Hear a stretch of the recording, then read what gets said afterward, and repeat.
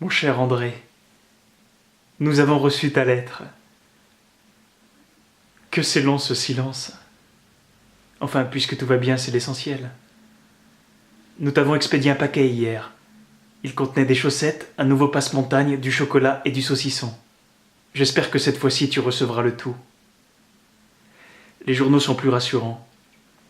Ils parlent bien d'une grande offensive, mais qui serait faite surtout par les Anglais. Ce ne serait pas trop tôt qu'ils t'aident un peu. En vérité, on est prêt à croire pendant qu'on lit tout ce qu'on vous raconte. Il n'y a qu'après qu'on se dit que ça et rien, c'est tout comme. Et comme dit papa, on devrait se faire un devoir de n'acheter aucun journal. Ce n'est pas pour les 3 sous, mais c'est bien vrai que ça fait croire qu'on sait quelque chose quand on ne sait rien. Mais je dis ça et je l'achète tout de même, le matin et le soir, parce que je crois toujours qu'ils vont annoncer la paix. Je ne l'achète que pour ça. Ils en parlent avec l'Autriche, mais rien ne va encore dans ce sens-là, c'est facile à voir, et papa a bien raison de se moquer de moi. Lui, il se dessèche.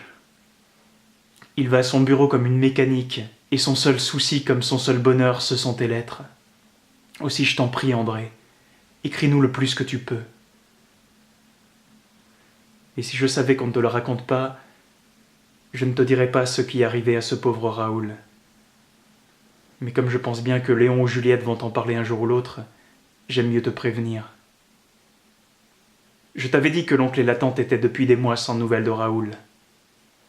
On n'osait rien dire, mais chacun pensait que c'était fini, qu'on ne le verrait plus. La vérité, c'est qu'il avait été fait prisonnier. Et bien voilà, il avait trouvé le moyen de s'évader, et on l'a vu arriver la semaine dernière, et dans un état, le pauvre, à faire peur. Tu parles d'un coup pour l'oncle et la tante. Oui, mais voilà que Raoul ne savait pas que Marinette était morte. Le surlendemain, quand tout ce qu'il avait à faire fut fini, il a voulu aller la voir à Charleville. La tante n'osait rien dire, ni l'oncle. C'est la petite qui s'en est chargée. Alors ce pauvre Raoul est devenu, paraît-il, pâle comme un mort. Et pourtant, la petite lui a dit ça le plus doucement possible. L'oncle et la tante écoutaient derrière la porte, ils sont entrés tout de suite pour le consoler. Il paraît qu'il ne disait rien, qu'il était raide comme une barre de fer, et que c'est comme s'il ne les avait plus vus. Ils l'ont laissé un peu seul, espérant qu'une fois seul, il se mettrait à pleurer et que ça lui ferait du bien.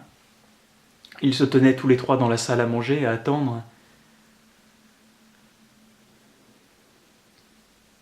Puis tout à coup, ils ont entendu une détonation. C'était Raoul qui se tirait un coup. C'était affreux. Et il n'est mort que le lendemain. Papa dit qu'il n'aurait pas dû laisser le revolver à sa portée, mais pouvait-il penser à une pareille chose? Nous y allons tous les soirs. Ses parents sont comme fous. Et tu penses bien que ça n'arrange pas papa, qui pense toujours trop loin, qui voit tout en noir. Au revoir, André. Je suis bien malheureux d'avoir eu à te dire ça aujourd'hui. N'y pense pas trop, on n'y peut plus rien. Raoul ne souffre plus. Il aimait trop Marinette, il n'aurait pas pu vivre sans elle, il vaut peut-être mieux qu'il soit parti comme ça. Je t'en prie, André.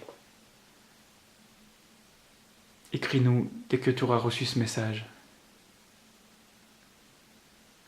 Je t'embrasse, cher frère, pour papa et pour moi, de toutes mes forces.